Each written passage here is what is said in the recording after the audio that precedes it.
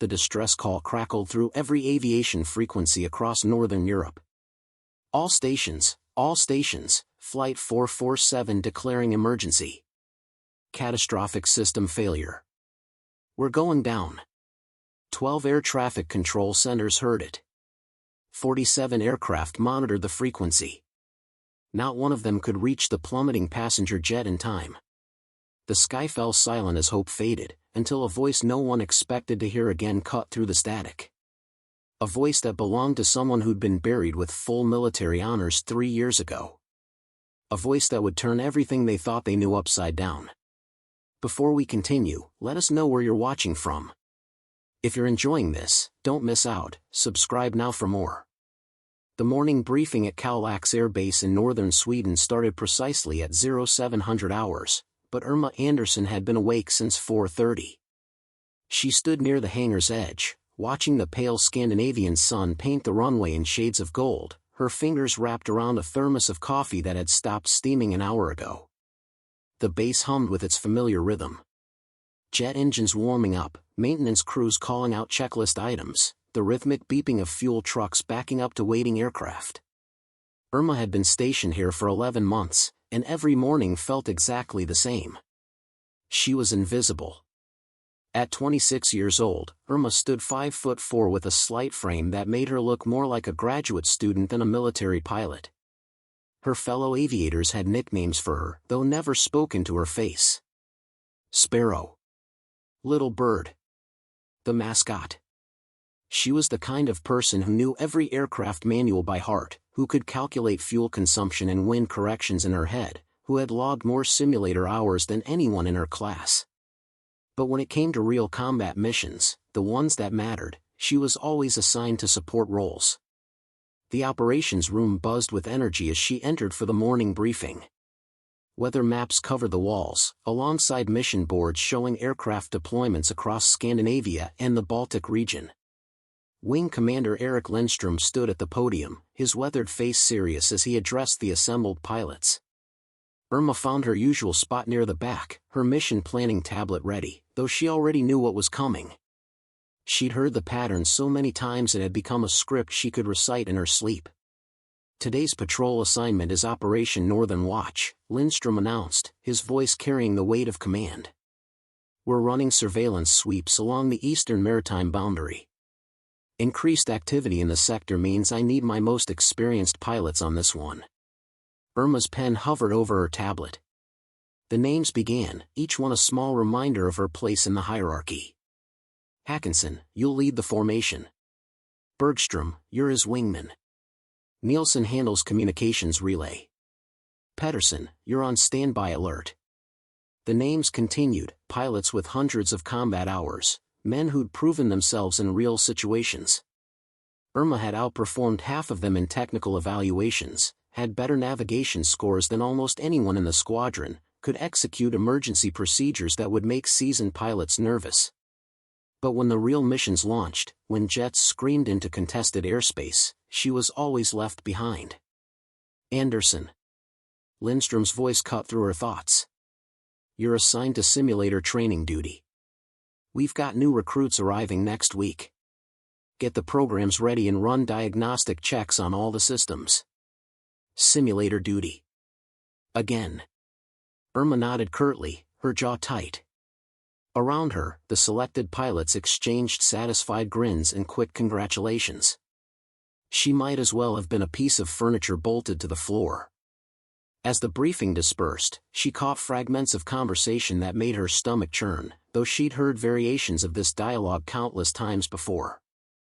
Thank God Anderson isn't flying with us, Lieutenant Johansson muttered to his flight partner. Nothing against her personally, but in a real fight, I need someone I can count on. Someone with instinct, not just textbook knowledge. She's technically skilled, I'll give her that, came the reply from Captain Sundqvist. But there's a difference between flying a simulator and handling an aircraft when everything's going wrong. Combat flying needs aggression, decisiveness. Not her style. Irma pretended not to hear, but the words burned like they always did. She'd heard every variation. Too cautious. Too hesitant. too emotional for high-pressure situations. Too likely to freeze when split-second decisions mattered. It didn't matter that she'd never frozen, never hesitated when it counted. The perception existed, and perception was reality in military aviation. The worst part was understanding their logic. In air combat, confidence mattered as much as skill. Pilots needed to trust each other implicitly, needed to know their wingman would make the hard calls without overthinking. Her careful, methodical approach, the very thing that made her technically superior, was seen as a liability when missiles were in the air.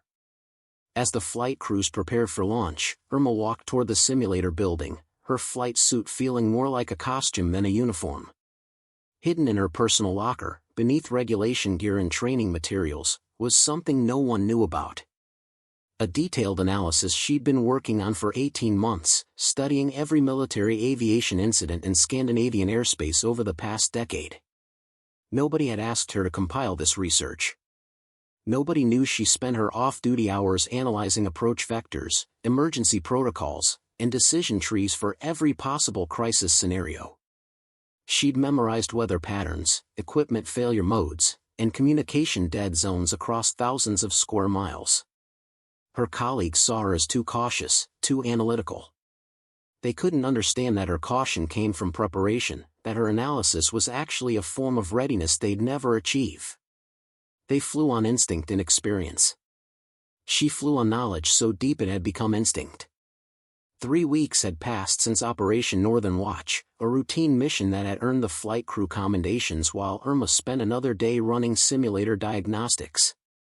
She'd watched the celebration from across the officers' mess, nursing a cup of coffee and trying to ignore the familiar hollow feeling in her chest. The whispers had started almost immediately afterward, though not about the mission itself. About her. Irma first noticed the shift during a routine maintenance briefing when Chief Warrant Officer Bergqvist questioned her equipment inspection report with unusual sharpness. "You're certain about these diagnostics, Anderson?" Bergqvist had asked, tapping his stylus against the digital report. "Because if there's any error in these numbers, it could ground 3 aircraft unnecessarily." Irma had triple-checked every calculation, as she always did. The numbers were accurate, but Bergqvist's doubt planted a seed that began to spread through the squadron like ice forming on a windshield. Soon, other small incidents followed. Her mission analysis reports took longer to be approved. Her requests for additional flight hours were quietly denied. During physical training, she noticed sidelong glances when she completed the endurance runs ahead of schedule, as if her competence was somehow suspicious rather than commendable. The breaking point came during a safety briefing about updated emergency procedures. Irma sat in her customary position, taking detailed notes on new protocol changes, when she overheard her name mentioned in a conversation 2 rows ahead. "I'm just saying, Anderson spends an awful lot of time analyzing incident reports," Lieutenant Eklund was whispering to his seatmate. "More time than someone on simulator duty really needs to. Every crash, every emergency, every near-miss from the past 10 years. She's obsessed." "What's that supposed to mean?" the other pilot replied quietly. "Maybe nothing. But she's always asking questions about system vulnerabilities, failure modes, communication breakdowns. Stuff that goes way beyond her clearance level. Makes you wonder what she's really looking for." Irma's stylus stopped moving across her tablet. She stared at the back of Eklund's head, feeling heat rise in her cheeks. Her dedication to understanding aviation safety, something that made her a better pilot and instructor, was being twisted into something questionable. After the briefing, she confronted Eklund near the flight line, her voice steady despite the anger building inside. "Is there something you want to say to me directly, Lieutenant?" Eklund looked uncomfortable, glancing around to ensure they weren't being overheard by senior officers. "Look, Anderson, I didn't mean anything personal. It's just that you have to admit, you're pretty intense about subjects that aren't exactly your responsibility." "My responsibility is to be the best pilot I can be," Irma replied, her accent thickening slightly with emotion the way it always did when she was upset. "That means understanding every aspect of aviation safety and emergency response. I'm sorry if my thoroughness makes you uncomfortable." "Hey, Don't get defensive. I'm just saying maybe you should focus on what you're actually assigned to do instead of trying to play ace pilot. The words landed like a physical blow. Irma had spent 11 months proving herself, had earned respect through competence and dedication, and now that was being questioned because she cared too deeply about her profession. She walked away without another word, but the damage had been done. Over the following days, she noticed more changes. Her suggestions during briefings were met with polite dismissal. Her analysis reports were filed without comment. Even her friend Lieutenant Karina Voss, one of the few other women in the squadron, seemed to be keeping her distance. The isolation deepened when Wing Commander Lindstrom called her into his office for what he termed a performance evaluation. Irma sat across from his desk, her service record displayed on the screen between them like evidence at a trial. "Anderson, your technical proficiency is beyond question," Lindstrom began, his fingers drumming against the desk surface. "Your attention to detail is remarkably comprehensive. But there have been concerns raised about your focus." "What kind of concerns, sir?" "The kind that suggest you might be more interested in duties outside your assigned role. I need to know that my simulator instructors are focused on training, not distracted by operational analysis they're not qualified to conduct." Irma felt something cold settle in her chest. "Sir, I've never neglected my assigned duties. My performance reviews have been consistently excellent. That's not the issue. The issue is scope. You're analyzing incident reports, studying tactical scenarios, reviewing emergency protocols, all things that fall outside your area of responsibility. It's creating questions about your priorities. My priority is to be the best pilot I can be, sir. To be ready for whatever situations might arise." Lindstrom leaned back in his chair, studying her with eyes that seemed to measure her worth in ways that had nothing to do with her skills. "The situation requires you to run simulators, Anderson. Nothing more. I'm going to need you to scale back the extracurricular analysis. Focus on what you're here for. We've invested considerable effort in bringing you this story. If you find it engaging, please consider subscribing to our channel. Your support is greatly appreciated. Now, let's return to the narrative." That evening, Irma sat alone in her quarters, staring at the comprehensive incident analysis she'd compiled over 18 months. Thousands of hours of research, detailed notes on weather patterns, equipment failure cascades, communication protocols, all of it dismissed as inappropriate ambition. She thought about putting it all away, about accepting the limitations others had placed on her. About stopping the extra study sessions, the endless review of emergency procedures, the meticulous preparation that no one seemed to value. Instead, she organized the files more carefully and backed them up to an encrypted drive. If today had taught her anything, it was that being ready wasn't just about opportunity. It was about survival in a system that wanted her to stay small. The base settled into its evening routine around her. Through her window, she could see the flight line where F-16s sat in their hardened shelters, waiting for pilots deemed worthy of flying them. Somewhere in the operations center, tomorrow's missions were being planned, assignments made to everyone except her. Irma pulled out a worn photograph from her desk drawer. It showed her father, Colonel Anders Anderson, standing beside his aircraft 28 years ago. He'd been one of Sweden's most decorated pilots, known for his analytical approach to flying. The thinking pilot, they'd called him, though never as a compliment.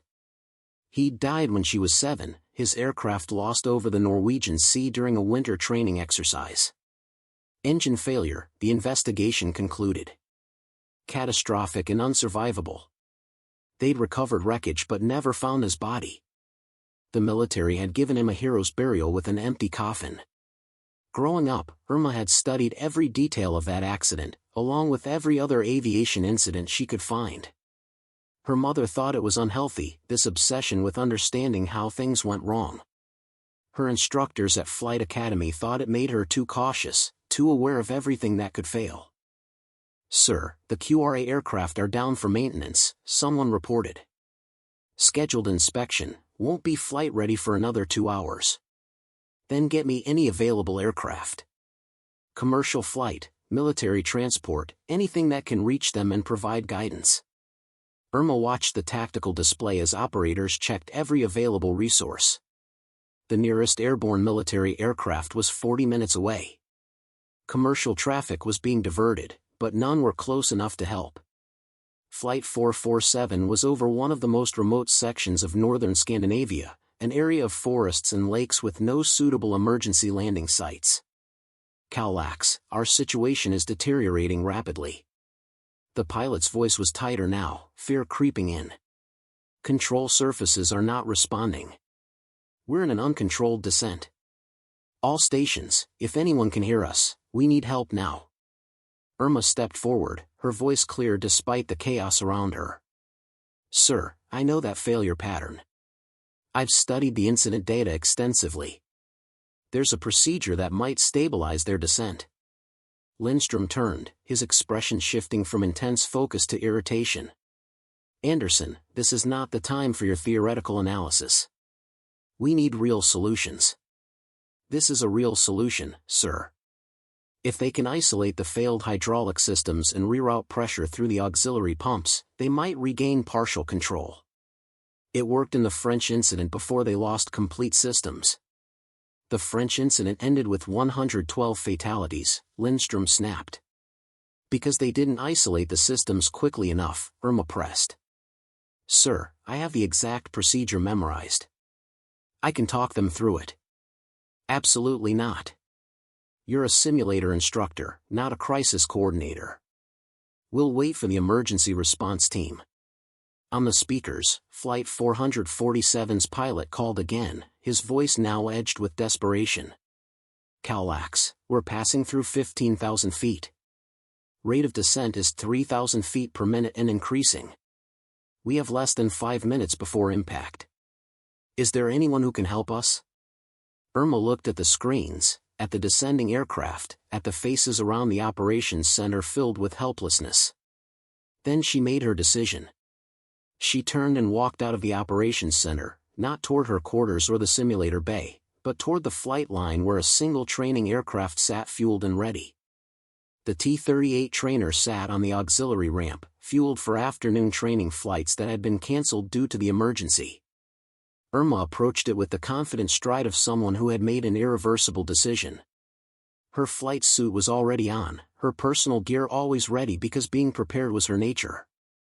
The crew chief, Sergeant Larson, looked up in surprise as she began her pre-flight inspection. Lieutenant Anderson? What are you doing? All training flights are grounded. Emergency response, Irma said, keeping her voice steady and authoritative. I'm vectoring to provide communication relay for Flight 447. I didn't hear any authorization for that, Larson replied, doubt creeping into his voice. The authorization is that 186 people are about to die while we wait for proper channels, Irma said, continuing her inspection. I can reach them in 12 minutes. That might be all the time they have. Larson hesitated, looking back toward the operations center, then at Irma's determined face. If you're doing this without orders, Lieutenant, it's on you. I know. She climbed into the cockpit with practiced efficiency, her hands moving through startup procedures she'd performed thousands of times. The twin engines spooled up with a rising whine, and she keyed her radio to the tower frequency. Kallax Tower, this is Training 27 requesting immediate departure clearance. Training 27, negative. All flights are grounded due to ongoing emergency operations. Irma had expected this. Tower, I have critical communications equipment and expertise relevant to the current emergency. I'm requesting clearance to provide direct relay and assistance to Flight 447.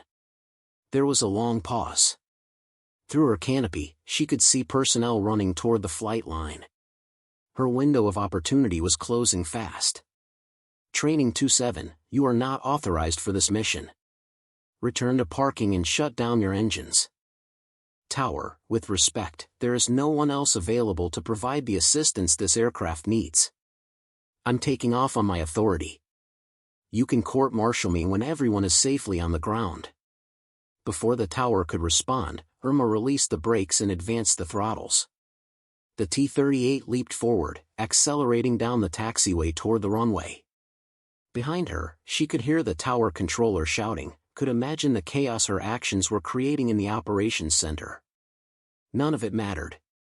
Only reaching Flight 447 in time mattered. She lined up on the runway without clearance, pushed the throttles to maximum power, and felt the acceleration press her back into the seat. The T-38 was a training aircraft, but it was also one of the fastest jets in the inventory. If anything could reach the stricken airliner in time, this could. As the aircraft lifted off, Irma switched to the emergency frequency. Scandinavian Flight 447, this is Swedish Air Force Training 27. I'm inbound to your position with hydraulic failure expertise. Do you copy? Static. Then, miraculously, a response. Air Force 27, this is Flight 447. We copy. Our situation is critical. We've lost all hydraulic systems and are in uncontrolled descent. Currently passing through 12,000 feet. Irma checked her navigation display. 11 minutes to intercept. She pushed the throttles forward, coaxing every bit of speed from the aircraft. Flight 447, I need you to listen carefully. I've studied this exact failure scenario. There's a procedure that can give you partial control if you act quickly. Are you ready to copy instructions? Ready to copy anything that might help, came the desperate reply. Behind her, Irma knew her radio transmissions were being monitored by Kallax. Wing Commander Lindstrom was probably ordering her immediate recall. Court-martial proceedings were likely already being initiated. She didn't care. She'd spent 18 months preparing for a moment exactly like this. Time to prove that preparation mattered more than permission, that knowledge could overcome authority, that being ready was its own justification. Flight 447, first step, locate your auxiliary hydraulic panel. It should be overhead, just aft of the center console. The T-38 screamed through the clear Scandinavian sky at maximum speed, Irma's eyes constantly scanning between her instruments and the tactical display showing Flight 447's position. Every second counted now. The airliner was descending through 10,000 feet, its rate of fall accelerating as hydraulic pressure bled away. Flight 447, have you located the auxiliary panel? Irma asked, keeping her voice calm despite her racing heart. Located. We see 3 circuit breakers, all popped, the pilot responded, his voice strained. Should we reset them? Negative, not yet. Those breakers popped because of a pressure spike. If you reset them now, you'll blow the entire auxiliary system. First, I need you to find the hydraulic isolation valve. It's a red handle, should be labeled HYD ISIL. Searching, found it. Good. Pull that handle to the full-out position. That will isolate the failed primary system from contaminating the auxiliary lines. Irma heard clicks and mechanical sounds through the radio, then, handle is out. We're still descending, no change in control. That's expected. Now listen carefully. You need to manually dump pressure from the primary system before you can bring the auxiliary online. There's a pressure release switch, yellow button, probably near the isolation valve. I see it. Press and hold that button for 5 seconds, then release. More sounds, then a sharp hiss of escaping hydraulic fluid audible through the radio. Button pressed and released. What now? Irma glanced at her navigation display. 8 minutes to intercept. Flight 447 was passing through 8,000 feet. The mathematics were brutal. If the descent didn't slow soon, they'd impact terrain before she could reach them. Now reset the circuit breakers for the auxiliary system, one at a time, 5-second intervals between each one. The system needs to pressurize gradually or you'll blow seals. First breaker reset, second breaker, third breaker reset. Check your hydraulic pressure gauges. You should see auxiliary pressure building. A long pause. Then, with unmistakable relief, we have auxiliary pressure.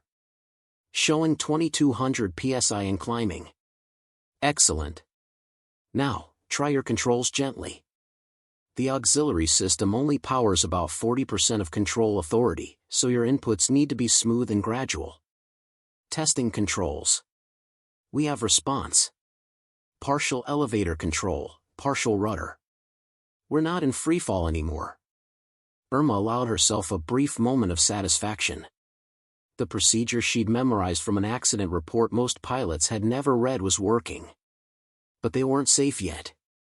Flight 447, your descent rate should be slowing, but you won't be able to maintain altitude. You need to find somewhere to put down, and you need to find it now. Agreed. We're over solid forest. No airports within range with our current descent rate. Irma pulled up the terrain map on her display, the same maps she'd been told to stop studying, the same detailed analysis that had been deemed inappropriate for a simulator instructor. Now those hundreds of hours of preparation were the only thing between 186 people and disaster. Flight 447, I'm familiar with your location. 30 kilometers ahead of you, bearing 220, there's a frozen lake. Lake Torntrask. It's 7 kilometers long, solid ice this time of year. It can handle your weight. A lake? Are you serious? Dead serious. It's your only option. I'll guide you in. Her radio crackled with a different voice, harsh and angry. Training 27, this is Kallax Command. You are ordered to break off immediately and return to base. That is a direct order. Wing Commander Lindstrom. Irma had known this moment would come. She keyed her microphone, her response calm and absolute. Kallax Command, I'm committed to seeing this through. Court-martial me when it's over. Right now, I'm the only person who can bring these people home safely. 27 out. She switched back to the emergency frequency. Flight 447, let's bring you down on that lake. Adjust heading to 220 and prepare for an unconventional landing. The T-38 closed the distance rapidly, and Irma finally spotted Flight 447 through the canopy, a silver streak against the endless green forest below. The airliner was descending at an angle that made her stomach tighten. Even with partial hydraulic control, the aircraft was barely controllable. Flight 447, I have visual contact. You're currently at 6,000 feet, descending approximately 1,500 feet per minute. Lake Torntrask is 22 kilometers ahead. I'm going to guide you in. Copy that, 27. We have limited control authority. This is going to be tight. Irma maneuvered her fighter alongside the struggling airliner, close enough to see faces in the cockpit windows. The pilots looked young, frightened, but focused. In the passenger windows behind them, she could see people pressed against the glass, some with hands clasped in prayer. Flight 447, begin a gentle right turn to heading 215. Small control inputs only. The auxiliary system can't handle aggressive maneuvers.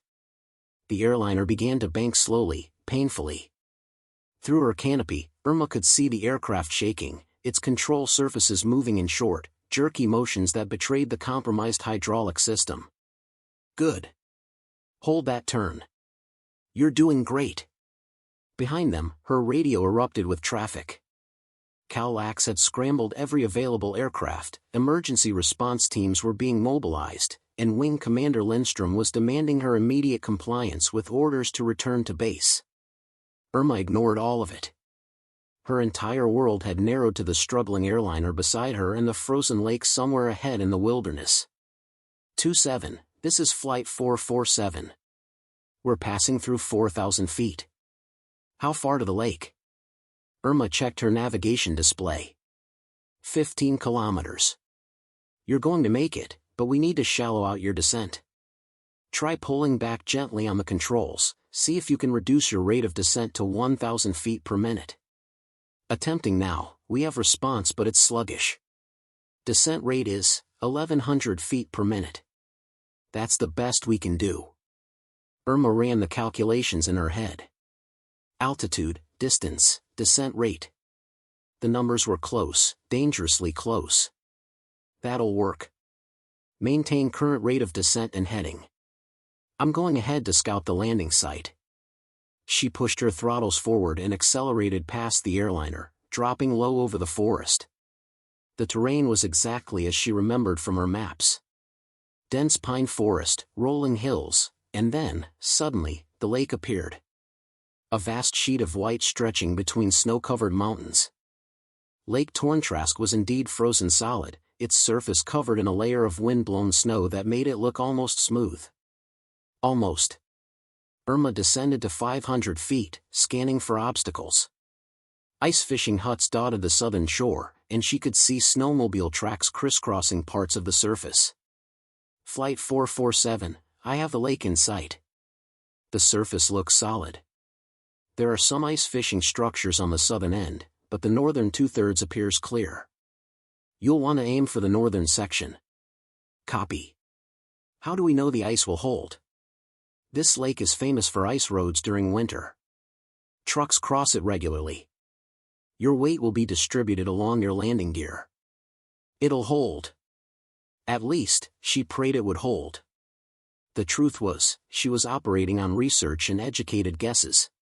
But it was better than the alternative of watching the airliner plow into forest. Flight 447, you're 5 kilometers from the lake. Begin reducing speed if you can. This landing needs to be as gentle as possible. Reducing speed.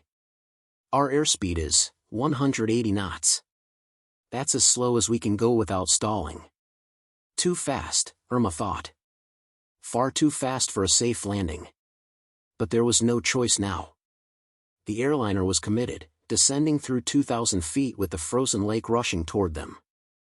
All stations, this is Training 27, Irma broadcast on the emergency frequency. We have an Airbus A320 making emergency landing on Lake Torntrask. Requesting all available rescue resources to converge on this location immediately. Flight 447 dropped below 1,000 feet, the frozen lake filling the windscreen. Inside the airliner, Irma knew passengers would be in brace positions, flight attendants shouting final instructions, everyone aboard praying that the ice would hold and the landing would be survivable. Flight 447, you're lined up perfectly. Altitude 500 feet. When you reach 100 feet, I need you to pull back gently, try to flare the nose up just before touchdown. Your landing gear should touch first, nose will last. Copy that. We're committed now. Irma pulled her T-38 up and circled overhead, unwilling to look away but unable to help anymore. Everything depended on the next 30 seconds. The airliner descended toward the ice, its shadow racing across the white surface. At 100 feet, the nose began to rise slightly as the pilots pulled back on their controls. Too much, Irma thought. Then the nose dropped again as the compromised hydraulics struggled to respond to the input. The main landing gear touched ice at 175 knots. For a moment, nothing happened. Then the ice beneath the tires groaned audibly, a deep sound that carried through the clear air. The aircraft bounced slightly, settled again, and began to slide across the frozen surface. Brakes are ineffective, the pilot called. We're sliding. Let it slide. Irma responded quickly.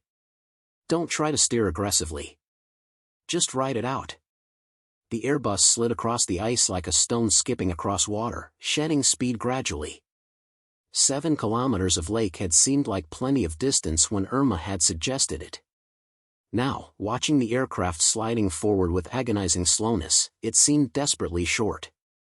The nose gear touched down, and the aircraft settled into a more stable sliding position. Its speed was dropping, 90 knots, 80, 70. The northern shore of the lake was approaching fast, a line of rocks and snow-covered beach that would tear the aircraft apart if it reached them. Come on, Irma whispered, watching the airliner's progress. Slow down. 60 knots. 50. The shoreline was 500 meters away, then 400. The aircraft was still sliding, leaving a long trail across the ice behind it. 40 knots. 300 meters to the shore. 30 knots. 200 meters. At 20 knots and 100 meters from disaster, the Airbus finally stopped. It sat motionless on the ice, its fuselage intact, all landing gear still attached, everyone aboard alive. For a moment, there was complete silence. Then the emergency exits began to open. Yellow slides deployed, inflating against the white ice. Passengers began evacuating, sliding down onto the frozen lake, many of them crying, some laughing with the hysteria of unexpected survival. Irma circled overhead, her own eyes burning with tears she wouldn't let fall. She'd done it. Against orders, against expectations, against every voice that had told her she wasn't qualified, she'd saved 186 lives. Her radio erupted with multiple voices simultaneously. Emergency services requesting her position, Kallax Command demanding her immediate return, news helicopters requesting clearance to film the scene. Through it all, one transmission cut through clearly. Training 27, this is Flight 447. We're down safely. All souls accounted for. We owe you our lives. Irma keyed her microphone, her voice unsteady for the first time since this crisis began. Flight 447, glad I could help. Stay with your aircraft. Rescue teams are inbound. Then Wing Commander Lindstrom's voice, cold and angry, Training 27, you are ordered to return to base immediately. You will land, shut down, and report directly to my office. Is that understood? Irma took a deep breath. She'd known this was coming. The moment of triumph was over. Now came the reckoning. Kallax Command, this is Training 27. Understood. Returning to base now. She turned her aircraft toward Kallax Air Base, leaving behind the scene of her greatest achievement and flying toward what might be the end of her career. The landing at Kallax was the loneliest of Irma's life. As she taxied toward parking, she could see the crowd gathered near the operations center. Wing Commander Lindstrom stood at the front, his arms crossed, his face carved from stone. Behind him, what looked like half the base personnel had assembled to witness her return. Irma shut down the engines and climbed out of the cockpit. The silence was oppressive. No one spoke as she walked across the tarmac, still wearing her flight suit, her helmet tucked under her arm. Lieutenant Anderson, Lindstrom's voice cut through the quiet. With me. Now. She followed him into the operations center, through corridors filled with personnel who stepped aside to let them pass. Some faces showed curiosity, others concern. A few showed something that might have been respect, though it was hard to tell. Lindstrom's office was small and austere, dominated by a desk covered in mission reports and a wall of commendations from his 30 years of service. He closed the door behind them with deliberate care, then turned to face her. Do you have any idea what you've done? His voice was quiet, which somehow made it more terrifying than shouting would have been. I saved 186 lives, sir. You stole an aircraft. You violated direct orders. You conducted an unauthorized combat operation. You endangered yourself and potentially endangered the very people you claimed to have saved with your reckless intervention. With respect, sir, my intervention wasn't reckless. I knew exactly what I was doing. I'd studied that failure scenario, knew the procedure, and had the capability to reach them when no one else did. Lindstrom walked behind his desk but didn't sit. That's not your decision to make, Lieutenant. We have protocols, chains of command, procedures that exist for very good reasons. You don't get to decide you know better than the entire command structure. The command structure was going to let them die while waiting for proper authorization, Irma said, her voice rising despite her efforts to stay calm. I was there. I heard the discussions. By the time your emergency response team was ready to launch, Flight 447 would have been scattered across a forest. You don't know that? Yes, sir, I do know that. Because unlike everyone else in that operations center, I've studied every similar incident from the past 20 years. I knew exactly how much time we had, exactly what would work, and exactly what the cost of delay would be. Lindstrom's face flushed. Your arrogance is astounding, Lieutenant. You're a simulator instructor who's never flown a combat mission, never made a real-world emergency decision, never proven yourself under actual pressure. And yet you think you know better than officers with decades of experience. I think I knew better than officers who were standing around debating while people died, sir. The words hung in the air between them. Irma knew she'd crossed a line, knew that talking back to a superior officer would only make her situation worse. But 18 months of being dismissed, overlooked, and underestimated had finally broken through her careful control. Lindstrom sat down slowly, studying her with an expression she couldn't read. You're aware that you could face court-martial for this? Theft of military equipment, disobeying direct orders, unauthorized combat operations. Any one of those charges could end your career. Yes, sir. And yet you did it anyway. Yes, sir. Because some things are more important than my career. Like 186 people going home to their families tonight instead of dying in a forest. Lindstrom opened a folder on his desk, scanned its contents, then looked back at her. There's a call I need to make before we continue this conversation. You're dismissed to the waiting area outside. Don't leave this building. Irma sat in the corridor outside Lindstrom's office for 40 minutes, watching personnel hurry past on various duties. Some glanced at her with curiosity, others pretended not to see her at all. She felt strangely calm, the adrenaline of the rescue having burned away to leave only exhaustion and a sense of completion. Whatever came next, she'd done the right thing. That knowledge was its own kind of peace. The office door opened, and Lindstrom appeared. Anderson. Back inside. She stood and entered to find that the office was no longer empty. 2 additional officers had arrived during her wait. She recognized Colonel Helena Falk from Nordic Air Command, a woman whose reputation for no-nonsense leadership was legendary. The other officer was unfamiliar, wearing the insignia of the Swedish Air Force Inspector General's office. Lieutenant Anderson, Colonel Falk began without preamble. I'm Colonel Falk from Air Command. This is Lieutenant Colonel Dahl from the IG's office. We're here because your actions today have created a significant situation that requires immediate resolution. Yes, ma'am. Wing Commander Lindstrom has briefed us on the events as he understands them. Now I want to hear your version. From the beginning. Leave nothing out. Irma recounted everything, from recognizing the failure pattern to her decision to take the T-38, to the procedure she'd walked Flight 447 through, to the final landing on the frozen lake. She spoke clearly and precisely, leaving out nothing that might be relevant. When she finished, Colonel Falk exchanged glances with Lieutenant Colonel Dahl, then asked, "How did you know that procedure would work?" "I studied the 2018 incident over France extensively, ma'am. The aircraft in that case had the same cascading hydraulic failure. The crew attempted to reset the auxiliary system too quickly, which caused a pressure spike that destroyed their remaining control authority. I knew if we isolated the failed systems first and brought the auxiliary system online gradually, we could maintain partial control." "And the lake landing?" "I've studied terrain throughout this region for 18 months, ma'am. I knew Lake Torntrask was large enough, frozen solid enough, and positioned correctly for an emergency landing. The ice roads that cross it regularly can support 20-ton trucks.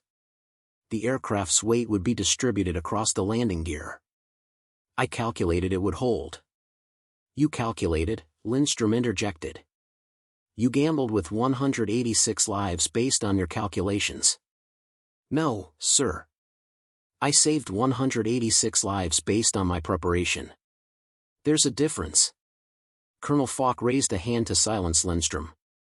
"Lieutenant Anderson, what you did today was simultaneously the most insubordinate and most effective piece of aviation crisis management I have seen in 30 years of service. You violated every protocol we have. You also saved everyone aboard that aircraft when our entire system was failing to respond adequately." Irma remained silent, unsure if this was leading toward commendation or court-martial.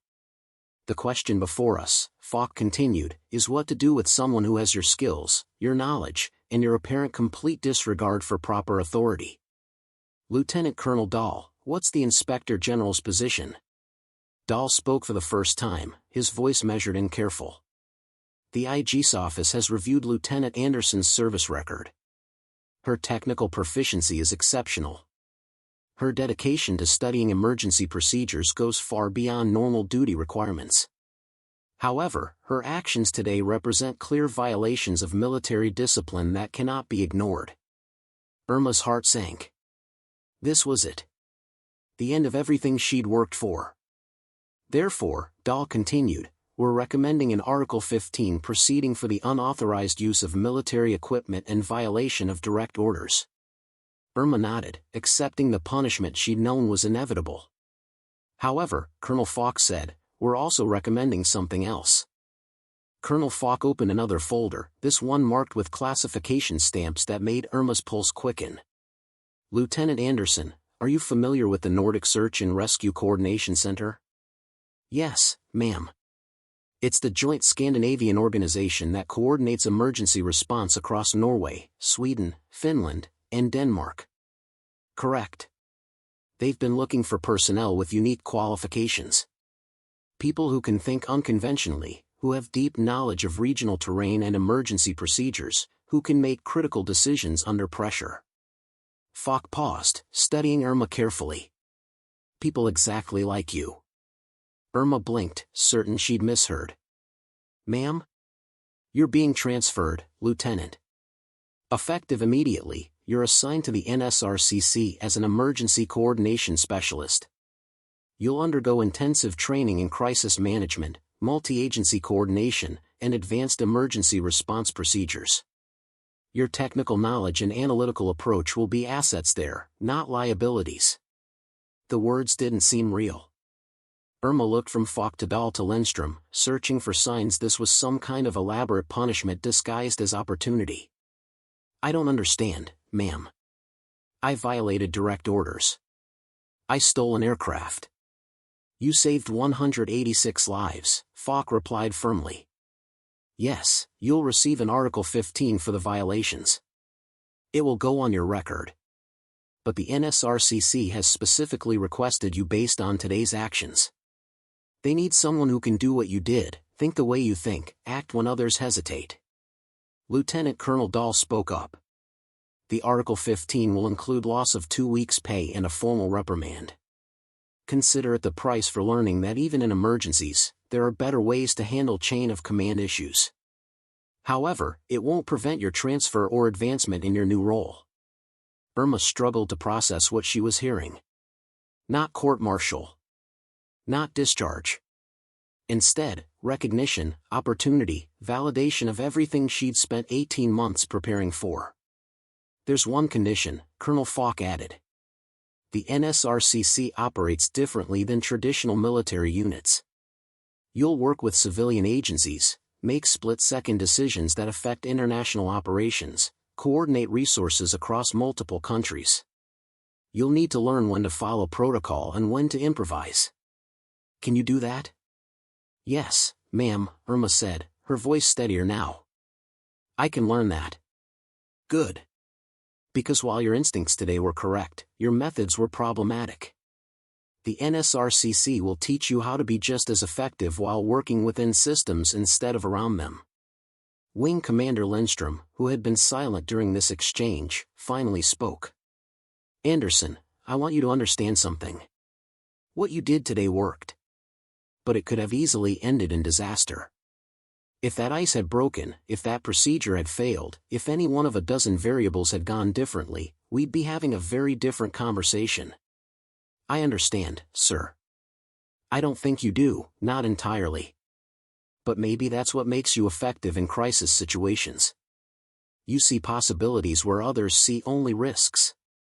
He stood and extended his hand. Good luck at the NSRCC. Try not to steal any more aircraft. Irma shook his hand, detecting the faintest hint of a smile at the corner of his mouth. I'll do my best, sir. As she left the office, Irma found Karina waiting in the corridor, along with several other pilots from the squadron. Their expressions ranged from amazement to respect to something approaching awe. Is it true? Karina asked. Did you really land a commercial airliner on a frozen lake? I talked them through it, Irma corrected. They did the flying. We saw the footage, Lieutenant Eklund said, the same pilot who'd questioned her dedication weeks ago. News helicopters recorded the whole thing. It's already on every channel in Scandinavia. You're a hero, Anderson. Irma shook her head. I'm a pilot who did what needed to be done. Nothing more. But as she walked through the base, she realized that everything had changed. 6 months later, Irma stood in the Emergency Coordination Center in Stockholm, surrounded by screens showing real-time data from across Scandinavia. The NSRCC headquarters hummed with quiet efficiency, a far cry from the chaos of that day at Kallax when she'd made the decision that changed everything.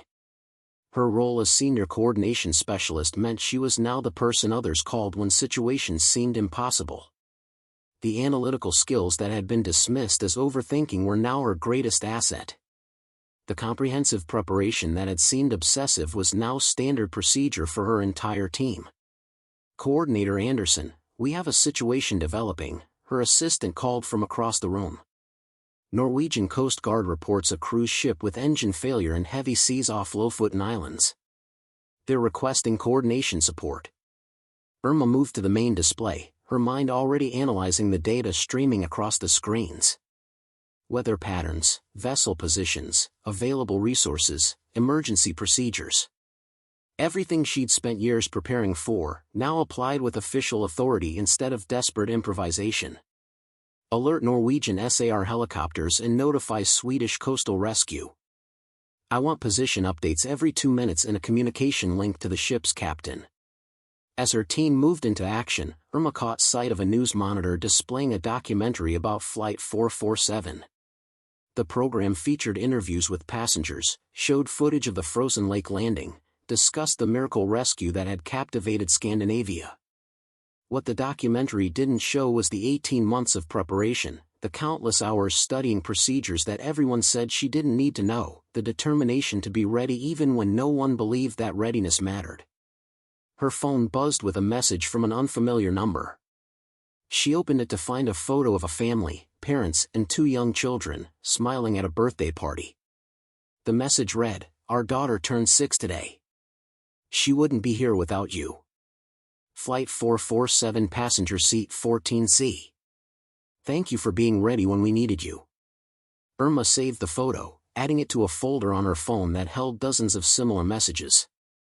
Reminders of why preparation mattered, why pushing beyond limitations was worth the cost, why being told she couldn't do something had never been a good enough reason to stop trying. The cruise ship situation developed into a complex multi-agency rescue that took 4 hours to resolve. When the last passenger was safely evacuated and the vessel undertowed to port, Irma filed her incident report with the same meticulous attention to detail that had always defined her work. Colonel Falk had been right. The NSRCC had taught her how to work within systems while still being effective. She'd learned when to follow protocol and when to improvise, how to coordinate with others instead of acting alone, how to be just as prepared but far more integrated into the larger emergency response network. As she prepared to leave for the evening, Irma stopped by the memorial wall in the coordination center's lobby. It displayed photos and names of SAR personnel who had died in the line of duty. Her eyes found the one photo that always drew her attention, a young pilot with her father's eyes, lost over the Norwegian Sea 28 years ago. Colonel Anders Anderson, who had flown on instinct and confidence, whose death had taught his daughter that preparation was the antidote to tragedy. "I figured it out, Dad," she whispered to the photo. "How to be ready for everything. How to turn analysis into action. How to prove that knowing everything that can go wrong is actually knowing everything that can be made right." She touched the photo gently, then walked out into the Stockholm evening. Somewhere, someone was having an emergency. Somewhere, a situation was developing that would require impossible decisions and unconventional solutions. And Irma Anderson, the pilot they'd said was too analytical, too cautious, too focused on things outside her responsibility, would be ready for it. Because being ready wasn't just her specialty anymore. It was her purpose. And she'd proven that when preparation met opportunity, impossible became inevitable. The story of the overlooked simulator instructor who saved 186 lives had become legend. But the better story, the one Irma carried with her every day, was simpler. She'd been ready when it mattered. And she always would be. Up next, you've got two more standout stories right on your screen. If this one hit the mark, you won't want to pass these up. Just click and check them out. And don't forget to subscribe and turn on the notification bell so you don't miss any upload from us.